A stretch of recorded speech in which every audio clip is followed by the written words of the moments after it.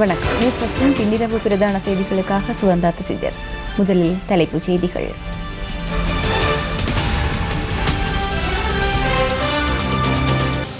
சர்ச்சைக்குரிய நிறுவனங்கள் இலங்கையில் முதலிடுவதற்கு வாய்ப்பளிப்பதை ஆட்சேபித்து நீதிமன்றம் செல்ல சட்டத்தரணிகள் சங்கம் தீர்மானம்.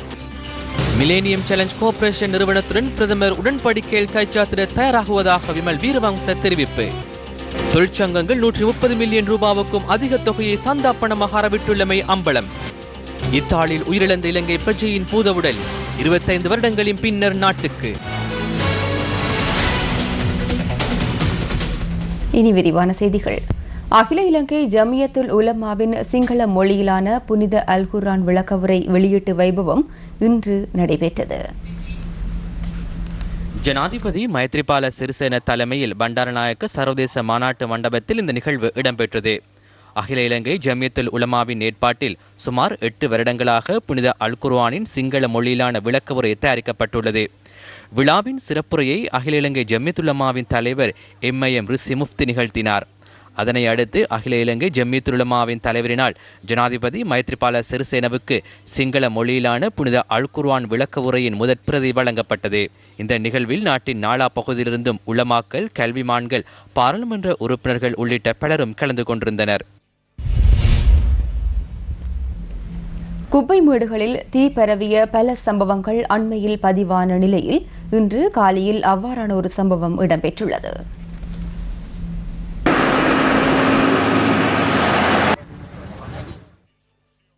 காலி வக்குணுகொட குப்பை மேட்டில் இன்று பிற்பகல் தீ பரவியது. இதனால் பிரதேச மக்கள் பெரும் சிரமங்களை எதிர்கொண்டனர். காலி நகரசபையின் தீயணைப்பு படையினரால் தீ கட்டுப்பாட்டுக்குள் கொண்டுவரப்பட்டதாக எமது செய்தியாளர் தெரிவித்தார்.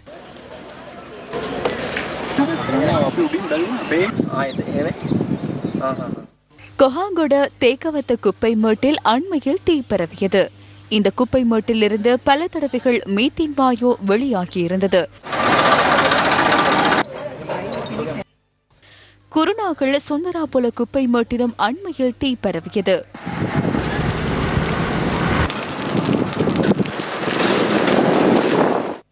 கொழும்பு ப்ளூமெண்டல் வீதியில் உள்ள குப்பை மேட்டில் நேற்று தீ பரவியதுடன் தீயணைப்பு படையினரும் பாதுகாப்பு படையினரும் இணைந்து தீயை கட்டுப்பாட்டுக்குள் கொண்டு வந்தனர்.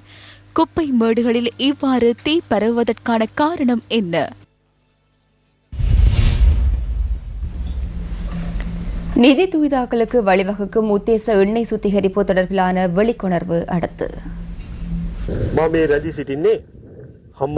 எண்ணெய் சுத்திகரிப்பு உத்தேச திட்டத்தை முன்னெடுக்க உள்ள வளாகத்திலேயே நான் உள்ளேன். இந்த திட்டத்தின் முதலீட்டாளர் யார் என்ற சர்ச்சை நிலவும் நிலையில் அது தொடர்பில் இன்று ஆராய்கின்றோம். இலங்கையில் மேற்கொள்ளப்படும் முதலீடுகள் தொடர்பில் ஆராய்வதற்கு பல நிறுவனங்கள் காணப்படும் நிலையில் உலகில் ஊழல் மிகு கொடுக்கல் வாங்கல்களை மேற்கொண்டதாக குற்றச்சாட்டுகள் முன்வைக்கப்பட்டுள்ள நிறுவனங்கள் எவ்வாறு எமது நாட்டுக்கு வந்துள்ளன? இதற்கு பொறுப்பு கூற வேண்டிய அதிகாரிகள் யார்? நிதி தொய்தாக்களை தடுப்பதற்கு மத்திய வங்கி பொறுப்பு கூற வேண்டும். இன்று இந்த அனைத்து நிறுவனங்களும் செயலிழந்துள்ளன.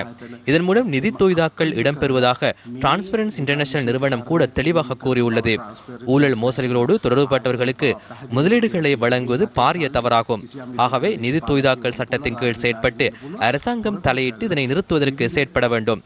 அத்துடன் இந்த விடயம் தொடர்பில் நீதிமன்றம் சென்று செயற்பட வேண்டும்.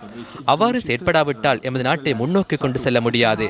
சட்டம் இருந்தும் அதை நடைமுறைப்படுத்தாவிட்டால் ஜனாதிபதி இதற்கு கடுமையாக நடவடிக்கை எடுக்க வேண்டும். ஜனாதிபதிவரயா பவா මේකට දැඩි පියවරක් ගන්න ඕනේ කියන එක මගේ අදහස.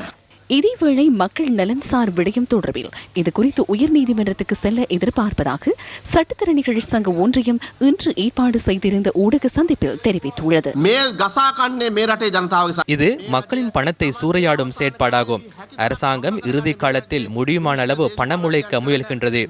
ஊழல்மிகு அரசியல்வாதிகள் செய்யும் தவறுகளுக்கு எதிர்காலத்தில் உருவாகவுள்ள அரசாங்கத்தினால் தண்டனையை பெற்றுக் கொடுப்பதற்கு நாம் முன்னிற்போம். இது தொடர்பிலான தகவல்களை திரட்டியதன் பின்னர் உயர்நீதிமன்றத்துக்கு சென்று ஊழல்வாதிகளுக்கு எதிராக நடவடிக்கை எடுப்போம். அதற்காக நாம் உள்ளிட்ட அமைப்புகள் தகவல்களை திரட்டும் பணியை ஆரம்பித்துள்ளன. இதேவேளை போலியான நிறுவனங்களுக்கு முதலீட்டு வாய்ப்புகளை வழங்கி மேற்கொள்ளும் இவ்வாறான மோசடிகளை தடுத்து நிறுத்துவது தொடர்பில் அண்மையில் வெளியிடப்பட்ட லஞ்ச ஊழல் ஒழிப்பின் 5 வருட திட்டத்தில் குறிப்பிடப்பட்டுள்ளது. அதனை புத்தகத்துக்கு மாத்திரம் மட்டுப்படுத்தாமல் செயற்படுத்துவதற்கு ஒத்துழைப்பு வழங்குவது அனைவரினதும் பொறுப்பாகும். தகுதியற்ற முதலீட்டாளர்கள் வருவதாக இருந்தால் அவர்கள் தொடர்பில் ஆராய்வதற்கு தனியார் நிறுவனங்கள் உள்ளன. அது குறித்து ஆராய்வது அந்த நிறுவனங்களின் பொறுப்பாகும். குறிப்பாக நிதி தொய்தாக்கள் தொடர்பில் அவர்கள் ஆராய வேண்டும். இந்த விடயம் தொடர்பில் ஆராய்வதற்காக மத்திய வங்கி அதே போன்று நிதி புலனாய்வு பிரிவு போன்றன காணப்படுகின்றன. நிதி தொய்தாக்கள் தொடர்பில் அவர்கள் தொடர்ந்தும் கண்காணிக்க வேண்டும். நாம் தயாரித்துள்ள தேசிய திட்டத்தில் இதற்காக பல சிபாரிசுகள் முன்வைக்கப்பட்டுள்ளன. அதனை நடைமுறைப்படுத்தினால் ஊழல் மோசடிகளை குறைத்துக் கொள்ள முடியும்.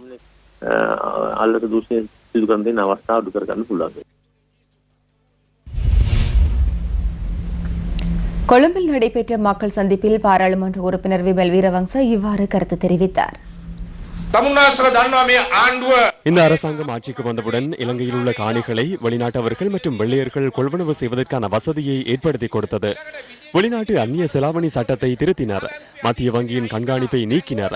தற்போது விரும்பியவராலும் எந்த வெளிநாட்டவராலும் கொண்டு வரவும் முடியும், கொண்டு செல்லவும் முடியும். எனினும் மத்திய வங்கிக்கு தெரியாது. கருப்பு பணத்தை தூய்தாக்கும் இடமாக நாடு இன்று மாற்றமடைந்துள்ளது. தற்போது காணி விதிமுறைகள் சட்டமூலம் வர்த்தமானியில் அறிவிக்கப்பட்டுள்ளது. அந்த சட்டமூலம் அமைச்சரவையில் அங்கீகரிக்கப்படவில்லை என நாட்டின் ஜனாதிபதி கூறுகின்றார். எவ்வாறு இதனை வர்த்தமானியில் அறிவித்தீர்கள் என ஜனாதிபதி காணி அமைச்சின் செயலாளரிடம் வினவினாராம். தமது கண்காணிப்புகளை வழங்கியுள்ளதுடன் அவை குறித்து தீர்மானிக்கப்படும் வரை இது அங்கீகரிக்கப்பட மாட்டாது என ஜனாதிபதி கூறியுள்ளார். ஜனாதிபதியின் திருத்தங்களை செயற்குழுவில் இணைத்துக் கொள்ள முடியும் என்றும் இதற்கான வர்த்தமானியை வெளியிடுமாறும் பிரதமர் தமக்கு கூறியதாக காணி அமைச்சின் செயலாளர் ஜனாதிபதிக்கு கூறியுள்ளார். திருட்டுத்தனமாக இதற்காக வர்த்தமானி அறிவித்தல் வெளியிடப்பட்டுள்ளது. மிலேனியம் சேலஞ்ச் கோர்ப்பரேஷன் எனப்படும் அமெரிக்க நிறுவனத்துடன் இந்த மாத இறுதியில் அல்லது அடுத்த மாத முற்பகுதியில் பிரதமர் உடன்படிக்கையொன்றை கைச்சாத்திட முற்படுகின்றார். மிலேனியம் சேலஞ்ச் கோர்ப்பரேஷன் செயற்றிட்டங்களில் வெளிநாட்டவர்களுக்கு இலங்கையில் பிரச்சனை ஏற்பட்டால் இலங்கையின் சட்டத்திற்கு அமைய அன்றி சர்வதேச சட்டத்திற்கு அமையவே நடவடிக்கைகள் முன்னெடுக்கப்படும் என அதில் குறிப்பிடப்பட்டுள்ளது. அதாவது இந்த நாட்டின் சட்டத்திற்கு உடன்படாத குழு ஒன்றை நாட்டிற்குள் வைத்திருக்க உள்ளனர்.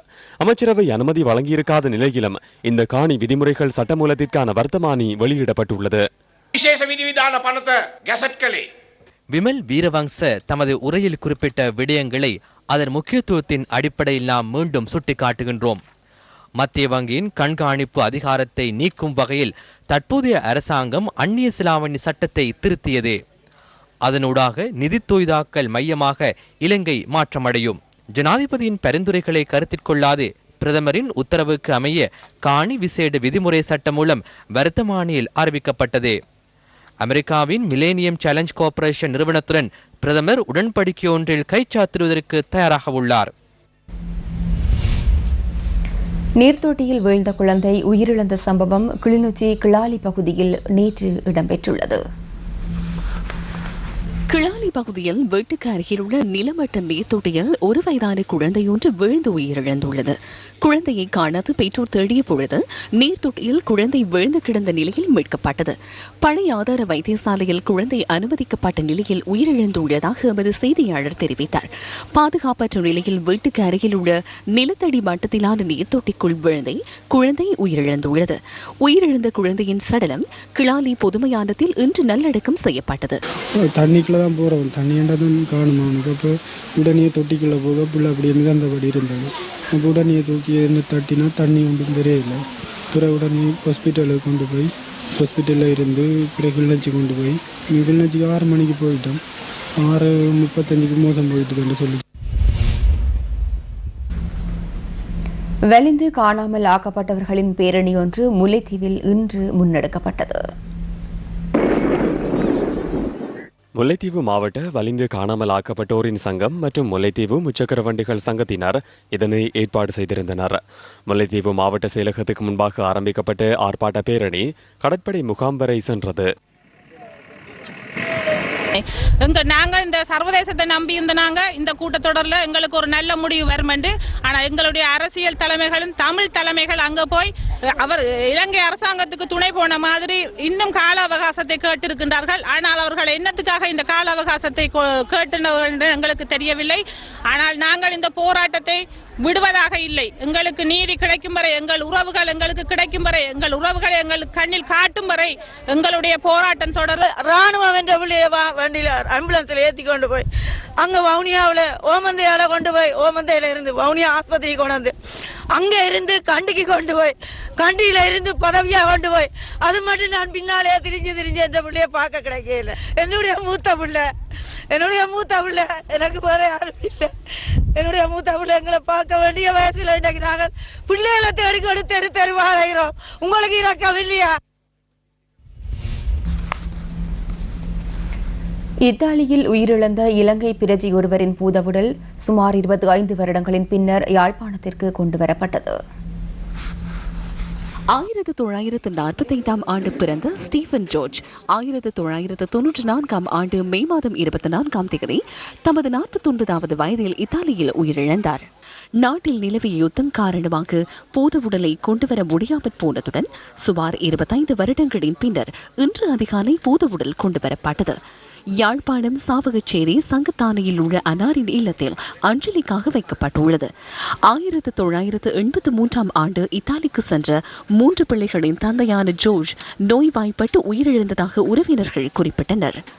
ஹாஸ்பிட்டலில் அனுமதிக்கப்பட்டிருந்த பொழுது அங்கு டாக்டர்ஸ் சொன்னவே இவருக்கு நுழம்பால் வந்த காய்ச்சல் உண்டு, பிளட் மாற்றி ஏற்றியும் சரி வேலையில் பிறகு கடைசியாக அவருக்கு ஹார்ட் அட்டாக் வந்ததால் அங்கு இறந்தவர். 25 வருஷத்து வச்சிருந்த காரணம் எங்களுக்கே தெரியாது. இப்போ இந்த ஒரு முடியும் வந்து அதுக்காக ஒரு பாதுகாப்புக்காக நாங்கள் 25 வருஷம் ஒரு எக்ரிமெண்ட் வந்து சைன் பண்ணி அங்கே பாதுகாப்பாக வச்சுருந்தாங்க. நாங்கள் அம்மா கடைசி ஆசையை சந்தோஷம் பண்ணோட வேட்டணும்னு சொல்லி எங்களுடைய அப்பா கொண்டு வந்திருக்கிறோம். அப்பா நிச்சயமாக எங்களை பார்த்து சந்தோஷப்படுவேன். ஸ்டீஃபன் ஜோர்ஜின் பூதவுடல் நாளை நல்லடக்கம் செய்யப்பட உள்ளதாக உறவினர்கள் தெரிவித்தனர். மலையக பெருந்தோட்ட தொழிற்சங்கங்கள் 130 மில்லியன் ரூபாவிற்கும் அதிக தொகையை சந்தா பணமாக பெற்றுக் கொண்டுள்ளமை தெரிய வந்துள்ளது. முக்கிய தொழிற்சங்கங்கள் வருடம் ஒன்றுக்கு 77 மில்லியன் ரூபாவிற்கும் அதிக தொகையை சந்தா பணமாக பெற்றுள்ளதாக சிலோன் டுடே பத்திரிகை இன்று செய்தி வெளியிட்டுள்ளது. மாற்றம் எனப்படும் அமைப்பு தகவல் அறியும் உரிமை சட்டமூடாக பெற்றுக்கொண்ட தொழிற்சங்கங்கள் பெறும் சந்தா பணத்தின் பெறுமதி தொடர்பில் சிலோன் டுடே பத்திரிகை இன்று செய்தி வெளியிட்டுள்ளது. ஆறுமுகன் தொண்டமான் தலைமையிலான இலங்கை தொழிலாளர் காங்கிரஸ் வருடம் ஒன்றில் 77.7 மில்லியன் ரூபாவை தொழிலாளர்களிடமிருந்து சந்தா பணமாக பெற்றுள்ளது. அதாவது 2016 ஏப்ரல் 1ஆம் தேதியிலிருந்து 2017 மார்ச் 30ஆம் தேதி வரையான காலப்பகுதியில் இலங்கை தொழிலாளர் காங்கிரஸ் இந்த தொகையை பெற்றுக் கொண்டுள்ளது. அதே காலப்பகுதியில் இலங்கை தேசிய தோட்ட தொழிலாளர் சங்கம் 22 மில்லியன் ரூபாவை பெற்றுக் கொண்டுள்ளது. தேசிய தொழிலாளர் சங்கம் 34 மில்லியன் ரூபாவை சந்தா பணமாக பெற்றுள்ளமை தெரிய வந்துள்ளது. இலங்கை தொழிலாளர் காங்கிரஸ் தொழிலாளர் ஒருவரிடமிருந்து மாதாந்தம் 150 ரூபாவை அறவிட்டுள்ளதாக தகவல் அறியும் உரிமை சட்டமூடாக தெரிய வந்துள்ளது. வடிவேல் சுரேஷை பொதுச் செயலாளராக கொண்ட இலங்கை தேசிய தோட்ட தொழிலாளர் சங்கமும் தொழிலாளர் ஒருவரிடமிருந்து மாதாந்தம் 150 ரூபாவை அறவிட்டுள்ளது. இதேவேளை பெருந்தோட்டத்தில் தற்போது 1.5 லட்சம் தொழிலாளர்களே தொழில் புரிவதாக பரவலாக தெரிவிக்கப்பட்டு வரும் நிலையில் திணைக்களம் வசமிருக்கும் 3 தொழிற்சங்கங்களின் தொகை மாத்திரம் 5.5 லட்சத்தை தாண்டுவதாக மாற்றம் அமைப்பு குறிப்பிட்டுள்ளது. புதுப்பிக்கப்படாத அங்கத்தவர் விவரங்களை வருடாந்தம் தொழிற்சங்கங்கள் அனுப்புவதுடன் அந்த தரவுகளே தொழில் திணைக்களத்திடம் காணப்படுவதாக அந்த அமைப்பு மேலும் கூறுகின்றது. 50 வருஷத்துலேருந்து நம்ம சந்தா கொடுத்தோம். இன்றைக்கி 130 155 ரூபா வரைக்கும் போயிருக்கு. இன்னும் ஒரு 10 ரூபா கூட்டினா இன்னும் அவங்க 200 ரூபா ஆக்குவாங்க. தோட்ட தொழிலாளிக்கு வாங்கி கொடுத்த சம்பள போராட்டம் என்ன 20 ரூபா மட்டும்தான். நாங்கள் எவ்வளோ சந்தா கொடுத்துருக்குறோம். சந்தா கொடுத்தும் எங்களுக்கு ஒரு விதமான வருமானம் கிடையாது. தகரம் ஒழுகுது, வீடு ஒழுகுது, இதெல்லாம் வச்சுக்கிட்டு நாங்கள் பெரிய கஷ்ட நிலைமையில தான் இருக்கிறோம். ஒரு சதம் இல்லாமல் நாங்கள் இன்றைக்கி சாப்பாட்டுக்கே இல்லாமல் நிலைமையில தான் நாங்கள் வாழ்ந்துக்கிட்டு இருக்கிறோம். சந்தானா கணக்காக நீங்கள் பிடிச்சிக்கிறீங்க. அப்போ இந்த சந்தா பிடிக்கிறீங்களே அதுக்கான நீங்கள் இப்போ கணக்கு வழக்கம் எங்களுக்கு காட்டுறீங்களா? சந்தா பணத்தில் தான் நீங்கள் நல்லாவே இருக்கிறீங்க. நாட்டின் முதுகெலும்பாக இருக்கின்ற எங்களுடைய தாய் தந்தை உறவுகள் சம்பாதித்து கொடுக்கின்ற இந்த 150 ரூபாயை பெற்றுக்கொண்டு பல கோடி ரூபாயாக சேமித்து ஒவ்வொரு ஆண்டுகளும் இந்த பல கோடி ரூபாயை இந்த தொழிற்சங்கங்கள் கொள்ளையடித்து வருகின்றது. ஆனால் அடிப்படை சம்பளம் 1000 ரூபாய் பெற்றுக் கொடுப்பதற்கு இவர்கள் தயங்கி கொண்டிருக்கின்றார்கள். பல கோடி ரூபாயின் ஊடாக எமது மக்களுக்கு எந்த விதமான சேவைகளும் செய்யவில்லை என்பதே உண்மையாக இருக்கின்றது. இந்த சந்தா பணத்தின் ஊடாக இவர்கள் சுகபோக வாழ்க்கையை வாழ்ந்து கொண்டிருக்கின்றார்கள். ஒவ்வொரு ஆண்டும் அறிக்கைகள் வெளியிட வேண்டும். அவர்கள் பெற்ற தொகை எவ்வளவு, அந்த தொகையினூடாக மக்களுக்கு என்ன சேவை செய்திருக்கின்றார்கள், இந்த சேவையினூடாக மக்கள் என்ன பயன் அடைந்திருக்கின்றார்கள், அது மட்டுமல்லாது பெற்றுக்கொண்ட தொகை எவ்வளவு என்ற தெளிவான ஒரு விடயத்தை மக்களுக்கு காண்பிக்க வேண்டும். ஹேட்டன் கொட்டகல பகுதியில் 50 வீடுகளுக்கான அடிக்கல் நாட்டும் நிகழ்வு இன்று நடைபெற்றது. இந்திய அரசின் நிதி உதவியின் கீழ் 50 வீடுகளும் நிர்மாணிக்கப்படவுள்ளன. நிகழ்வில் மலைநாட்டு புதிய கிராமங்கள் அமைச்சர் பழனி திகாம்பரம் பிரதம அதிதியாக கலந்து கொண்டிருந்தார். நாங்க இந்த 3 வருஷ காலத்துல சும்மா இருக்கலாம். நாங்க உங்களுக்கு சொல்றதை செஞ்சு கொடுத்துருக்கோம். 7 பேஜ் கணக்குல 50 வீட்டுக்கு உங்களுக்கு லேண்ட் கிடைச்சிருக்கு. சொந்த நேரம் உங்களுக்கு. அதுக்கப்புறம் யாரும் கையடிக்காத உங்களுக்கு பெரிய பிரச்சனையா இருக்கு. எதை செஞ்சாலும் நான் தான் சொல்லிட்டு இருக்காங்க ஒரு கூட்டம் வடபகுதியில் இன்று பெரும்பகுதியான நிதி ஒதுக்கப்பட்ட அந்த நிதிகள் திரும்ப திரைச்சேரிக்கு வருதுன்னு ஒரு கேள்விப்பட்டிருக்கிறோம். அந்த நிதி திரைச்சேரிக்கு வாரதற்கு காரணம் அங்க ஒழுங்காக வேலை செய்யறதில்லை என்ற குற்றம் தான் குற்றம் சாட்டப்படுகின்றது. ஆகவே மலையகத்தை பொறுத்தளவில் எங்களுடைய அமைச்சுக்களுக்கு கொடுக்கப்படுகின்ற நிதி முற்று முழுதாக செலவழிக்கப்பட்டு அதன் மூலமாக நல்ல வேலைகள் செய்து வருகின்றனர். அப்படி செய்யும் பொழுது விமர்சனங்கள் கட்டாயம் வரத்தான் செய்யும். ஆகவே விமர்சனங்களை நாங்கள் கணக்கெடுக்காமல் வேலைகளை செய்து மக்களுக்கு நல்ல பலன்களை உண்டாவதற்கான வேலைகளை நாங்கள் செய்ய வேண்டும். நாளாந்தம் மின்தடை மற்றும் அவசர மின் கொள்வனவு தொடர்பில் அறிக்கை ஒன்றை கோருவதற்கு கணக்காய்வாளர் நாயகம் திணைக்களம் தீர்மானித்துள்ளது. அறிக்கையை விரைவில் தயாரிப்பதற்காக மின்சார சபையின் கணக்காய்வு அதிகாரிகளுக்கு ஆலோசனை வழங்கப்பட்டுள்ளதாக கணக்காய்வாளர் நாயகம் காமினி விஜயசிங்க குறிப்பிட்டுள்ளார். அறிக்கை கிடைத்தவுடன் அது பாராளுமன்றத்தில் சமர்ப்பிக்கப்பட உள்ளதாகவும் கணக்காய்வாளர் நாயகம் குறிப்பிட்டார். இதேவேளை நாளாந்த மின்தடை நடைமுறைப்படுத்தப்படும் நேரம் மேலும் நீடிக்கப்படக்கூடும் என இலங்கை மின்சார சபை நேற்று தெரிவித்திருந்தது. எவ்வாறாயினும் எதிர்வரும் 10ஆம் தேதியின் பின்னர் மின்சாரம் தடை செய்யப்படுவது முழுமையாக நிறுத்தப்படும் என மின்சக்தி அமைச்சர் ரவி கருணாநாயக்க குறிப்பிட்டிருந்தார். மின்சாரம் இல்லாத சந்தர்ப்பத்தில் அதனை உற்பத்தி செய்வதே அவசியமானதாகும். இவ்வாறான வெப்பம் நிலவும் சந்தர்ப்பங்களில் மின்சாரம் தடை செய்யப்படுவது பெரும் குற்றமாகும். அவ்வாறான நிலை ஏற்படாத வகையில் செயற்பட வேண்டியது எமது கடமை. அது மாத்திரமல்ல, எதிர்காலத்தில் இவ்வாறான நிலை ஏற்படாத வகையில் செயற்பட வேண்டியதும் எமது பொறுப்பாகும். මෙවැනි දේවල් ඇති නොවන විදිහකට කටයුතු කිරීමත් අපේ සතු කාර්යභාරයක් ලෙස තමයි අපි බලාපොරොත්තු වෙන්නේ. දැන් පස්සේ විදුලි කප්පාදුවක් වෙන්නේ නැහැ. மின் விநியோகம் தடை செய்யப்பட மாட்டாது என கூறுவதற்கு காரணம் அதிக விலைக்கு மின்சாரத்தை கொள்வனவு செய்ய உள்ளனர் என்பதனாலேயே ஆகும். 30 ரூபாவிற்கு பெற்றால் அதற்காகவும் மற்றொரு வரி விதிக்கப்படும். 30 ரூபாவிற்கு மின்சாரத்தை பெற்றே மின்சார நெருக்கடியை தீர்க்க உள்ளனர். இல்லாவிட்டால் நிறுத்த முடியாது. மின்சாரத்தை கொள்வனவு செய்யாவிட்டால் நிச்சயமாக மின்சாரத்தை தடை செய்ய நேரிடும். 30 ரூபாவிற்கு மின்சாரத்தை கொள்வனவு செய்ய வேண்டிய தேவையே இவர்களுக்கு உள்ளது. 10 ரூபாவிற்கு வழங்கப்படவிருந்ததை பெறவில்லை, 15 ரூபாவிற்கும் பெறவில்லை, 30 ரூபாவிற்கு பெறவுள்ளனர். இதுவே தரகு பணம். மாதம் ஒன்றுக்கான தரகு பணம் மாத்திரம் 3750 மில்லியன் ரூபாய். நமது நாட்டின் அனைத்து ஆட்சியாளர்களும் இதற்கான நீண்டகால தீர்வை தயாரிப்பதை விடுத்து அதற்காக எம்மிடமுள்ள உள்நாட்டு சொத்துக்களை பயன்படுத்தாது அதிக விலைக்கு மின்சாரத்தை கொள்வனவு செய்வதனையே முன்னெடுத்தனர். இன்றும் அதிக விலைக்கு கொள்வனவு செய்வதற்கே தயாராகின்றனர். ஒரு அலகை 30 ரூபாய் எனும் அதிக விலைக்கு கொள்வனவு செய்வதற்கு தயாராகியுள்ளனர். மக்களுக்கு பிரச்சனையை ஏற்படுத்தி அதனை தீர்ப்பதாக கோரி பாரிய சுமையை மக்களுக்கு ஏற்படுத்தும் தீர்மானங்களை ஆட்சியாளர்கள் மேற்கொண்டனர். மின்சாரம் தொடர்பில் நீண்டகால திட்டம் மற்றும் நடவடிக்கையை முன்னெடுக்காமையின் பிரதிகூலத்திற்கு அனைத்து ஆட்சியாளர்களும் பொறுப்பு கூற வேண்டும்.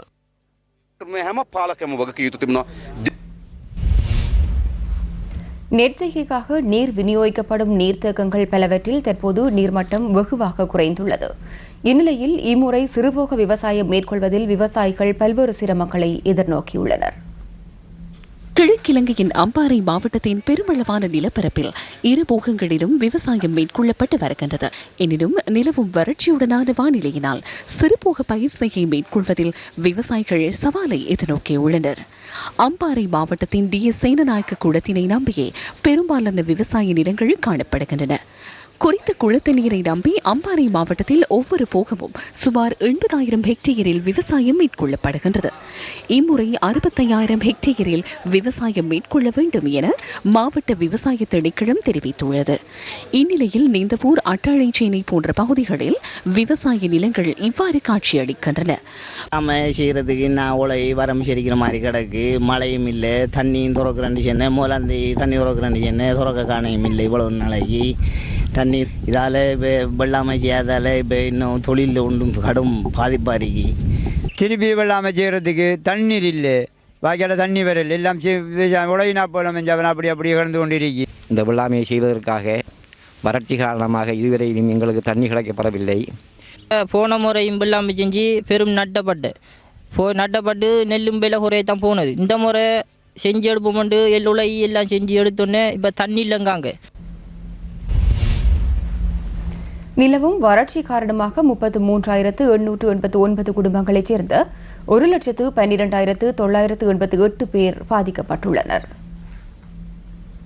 புத்தளம் மாவட்டத்தில் 7,943 குடும்பங்களைச் சேர்ந்த 28,293 பேர் பாதிக்கப்பட்டுள்ளனர். புத்தளத்தில் முந்தல், பள்ளம உள்ளிட்ட 7 பிரதேச செயலகத்துக்குட்பட்ட மக்களே வறட்சியினால் பெரிதும் பாதிக்கப்பட்டுள்ளனர். குறித்த பகுதியில் உள்ள மக்கள் அன்றாட பாவனைக்கு நீரினை பெற்றுக் கொள்வதில் சிரமங்களை எதிர்கொள்வதாக கூறுகின்றனர். இவர்கள் நீண்ட தூரத்துக்கு சென்று குடிநீரினை பெற்றுக் கொள்கின்றனர். இதேவேளை குளங்களில் நீர் வற்றிய நிலையில் இவ்வாறு காட்சியளிக்கின்றது. தண்ணி இல்லை, குடிக்கிறதுக்கு தண்ணி இல்லை, குளிக்கிறதுக்கு தண்ணி இல்லை, குளங்கள்லையும் தண்ணி இல்லை. நான் காசு கொடுத்து தான் ஒரு கேன் 60 ரூபா, அந்த காசு கொடுத்தா தண்ணி குடிக்க வேண்டியது இருக்குது. இவ்வாறான நிலைமையில் மக்கள் தங்களுடைய விவசாய செய்கைகளில் ஈடுபட முடியாத அளவு பாதிக்கப்பட்டிருக்கிறார்கள். இங்குள்ள மக்களுடைய பிரதான ஜீவனோபாயமாக இருப்பது விவசாயம். விவசாய செய்கையிலே பலதரப்பட்ட செய்கைகள், கால்நடை வளர்ப்பு உள்ளிட்ட பல இருந்தாலும் கூட அவர்களுக்கு தற்பொழுது அவர்களுடைய இந்த ஜீவனோபாயத்தை கொண்டு செல்ல முடியாத நிலை ஏற்பட்டிருக்கிறது. அம்பாறை மாவட்டத்திலும் 338 குடும்பங்களைச் சேர்ந்த 1,255 பேர் வறட்சியினால் பாதிக்கப்பட்டுள்ளனர். மேய்ச்சல் தரைகளில் புற்கள் எரிந்துள்ளமையினால் கால்நடைகள் பாதிக்கப்பட்டுள்ளன. சம்புநகர் கரடிக்குளம் பகுதியில் நீரின்றி கால்நடைகள் அலைந்து திரியும் காட்சிகள் எமது கேமராவில் பதிவாகின. வழமையான நீர் தேவையை பூர்த்தி செய்வதில் தாம் பல்வேறு இன்னல்களை எதிர்கொள்வதாக மக்கள் குறிப்பிடுகின்றனர். மாடுக்கு குடிக்கிற தண்ணி இல்லை, விவசாயத்துக்கு தண்ணி இல்லை, சாதாரண குளத்தை பாருங்க காஞ்சி போய் கிடக்கு, மண் மூடி கிடக்கு. இந்த குளத்தை தோண்டணும், புனரமைப்பிக்கிறதுக்கு ஒன்றும் செய்யலை, ஒன்றும் செய்யலை. இதேவேளை முல்லைத்தீவு மாவட்டத்தில் நிலவும் வறட்சியினால் பண்ணையாளர்கள் பாதிக்கப்பட்டுள்ளனர். கால்நடைகளுக்கு உணவு இன்மையினால் பால் உற்பத்தி வீழ்ச்சியடைந்துள்ளதாகவும் பண்ணையாளர்கள் தெரிவிக்கின்றனர். எல்லாம் காஞ்சி எரிஞ்செல்லாம் போய் கொண்டு தண்ணி வசதி இல்லை, மாட்டுக்கு சாப்பாடு வசதி இல்லை, ஒன்றும் இல்லை. இப்போ வறட்சி, மாட்டுக்கு சாப்பாடு இல்லை. அதனால் பெரிய கஷ்டப்பட்டு கொண்டு தான் இருக்கோம். மாட்டையும் பெய்யுது, ஆளும் பெய்ச்சி கட்டிக்கொண்டு சம்பளத்தையும் கொடுத்து கொண்டு பெரிய கஷ்டத்தோட நாங்கள் இருந்து வாழ்கிறோம். பாலும் கறக்கலாம், 10 லிட்டர் பால் இறக்குற இடத்த இப்போ 2-3 லிட்டர் பால்லாம் கறக்கலாம். இலங்கையின் மூத்த உலமாக்களில் ஒருவரான காலஞ்சென்ற ஷேக் இஸ்மாயில் மௌலவியின் ஜனாசா இன்று அக்ருணையில் நல்லடக்கம் செய்யப்பட்டது. பல அரபு கல்லூரிகளில் நீண்ட காலம் சேவையாற்றி ஆயிரக்கணக்கான உலமாக்களை உருவாக்குவதற்காக அயராது உழைத்த ஷேக் இஸ்மாயில் மௌலவி நேற்று காலமானார். அக்ருணையை பிரபலமாக கொண்டு ஷேக் இஸ்மாயில் இலங்கையின் பல அரபு கல்லூரிகளில் அதிபராக செயற்பட்டுள்ளார். அக்ருணி ஜாமியா அர் ரஹ்மானியா, மெல்சிரிபுர உஸ்வத்துல் ஹசனாத், நாவலப்பிட்டிய தாருல் உலூம், அட்டுலுகம ஜாமியா இன் ஆமில் ஹசன், பாணந்துறை தீனியா, கொழும்பு குல்லியத்து ரஷாத் அல் அரபியா, ஹட்டன் டிக்கோயா உஸ்மானியா உள்ளிட்ட பல அரபு கல்லூரிகளில் அதிபராக இவர் நீண்ட காலம் சேவையாற்றியுள்ளார். அன்னாரின் ஜனாசா இன்று மாலை அக்ருணை ஜுமா பள்ளி மையவாடி நல்லடக்கம் செய்யப்பட்டது. பெருந்திரளான மக்கள் ஜனாசா நல்லடக்கத்தில் கலந்து கொண்டிருந்தனர். மட்டக்களப்பு மாவட்டம் பேதாளை ஸ்ரீ வீரையடி விநாயகர் ஆலய சமூக சேவை அமைப்பின் ஊடாக வறுமை கோட்டிற்கு உட்பட்ட குடும்பங்களுக்கு சித்திரை புத்தாண்டு பொருட்கள் வழங்கப்பட்டன. 9 கிராமங்களைச் சேர்ந்த மக்களுக்கு பேத்தாழை ஸ்ரீ வீரையடி விநாயகர் ஆலய சமூக சேவை அமைப்பினால் உதவிகள் வழங்கி வைக்கப்பட்டன. ஆலயங்கள் சமூகம் சார்ந்த உதவிகளை முன்னெடுக்க வேண்டும் எனும் எண்ணக்கருவுக்கமைய 53 பேருக்கு உதவிகள் வழங்கி வைக்கப்பட்டன. கொழும்பு விவேகானந்தா கல்லூரியின் பழைய மாணவர் சங்கம் ஏற்பாடு செய்திருந்த மான்புறும் மகளிர் விழா இன்று நடைபெற்றது. கொழும்பு விவேகானந்தா தேசிய பாடசாலை மண்டபத்தில் நடைபெற்ற மாண்புறும் மகளிர் விழாவை கலை நிகழ்வுகள் மேலும் மெருகூட்டின.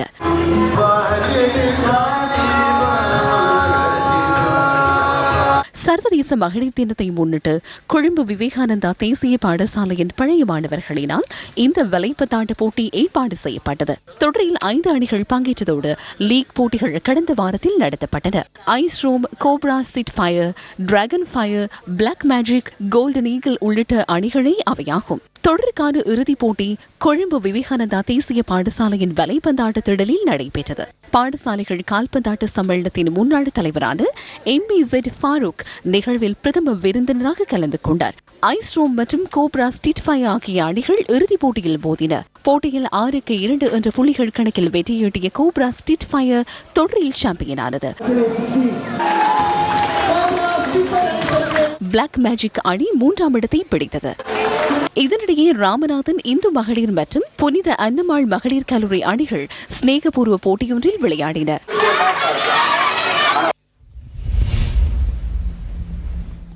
பேருவளை ஹுமைசரா தேசிய பாடசாலையின் 100 வருட பூர்த்தியை முன்னிட்டு இன்று கிரிக்கெட் தொடர் ஒன்று ஏற்பாடு செய்யப்பட்டது. பேருவளை ஹுமைசரா தேசிய பாடசாலையின் பழைய மாணவர் சங்கத்தால் இந்த கிரிக்கெட் போட்டி ஏற்பாடு செய்யப்பட்டிருந்தது. 1984 தொடக்கம் 2015ஆம் ஆண்டு வரை பேருவளை ஹுமைசரா தேசிய பாடசாலையில் கல்வி கற்ற 32 அணிகள் போட்டிகளில் பங்கேற்றன.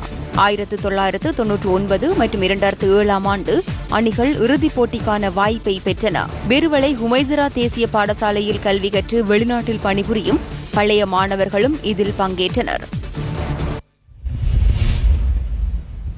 இத்துடன் இன்றைய நாளுக்கான அனைத்து பிரதான செய்திகளும் நிறைவடைகின்றன. வணக்கம்.